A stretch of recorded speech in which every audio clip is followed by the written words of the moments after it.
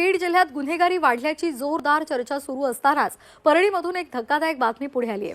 परळी तालुक्यामध्ये गेल्या वर्षभरात 109 मृतदेह पोलिसांना आढळून आले होते। या सगळ्यांची अनैसर्गिक मृत्यू म्हणून नोंद करण्यात आली आहे। यामध्ये आत्महत्या केलेले बेवारस मृतदेह तसंच अपघातामध्ये मृत्यू झालेले मृतदेह यांचा सुद्धा समावेश आहे। मात्र एका तालुक्यामध्ये इतका मोठा आकडा हा भुवया उंचावणारा आहे। पोलिसांच्या माहितीनुसार परळीमध्ये वर्षभरात अवघे 5 खून झालेले आहेत आणि त्यामुळे हा आकडा पोलीस तपासाचा भाग आहे। मात्र फक्त परळी तालुक्यामध्ये इतके मृतदेह आढळून येणं धक्कादायक आहे। मागील वर्षभरात परळी ग्रामीण पोलीस ठाण्याच्या हद्दीमध्ये एकूण 66 मृतदेह आढळून आलेले आहेत आणि त्यापैकी 64 मृतदेहांची ओळख पटली आहे तर 2 मृतदेहांची ओळख पटलेली नाही। तर परळी शहर पोलीस ठाणे हद्दीमध्ये एकूण 17 मृतदेह आढळलेले आहेत।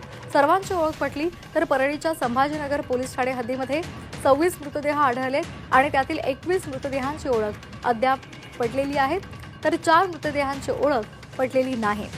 3 पोलीस स्टेशनच्या हद्दीमध्ये गेल्या वर्षभरात 109 मृतदेह शहर आणि परिसरामध्ये आढळून आलेले आहेत। दर 3 दिवसांनी एक अशी मृतदेह सापडल्याची सरासरी आहे। या सगळ्याचा तपास जेमतेम होऊन प्रकरण फाईल बंद असल्याचं सांगितलं जात आहे।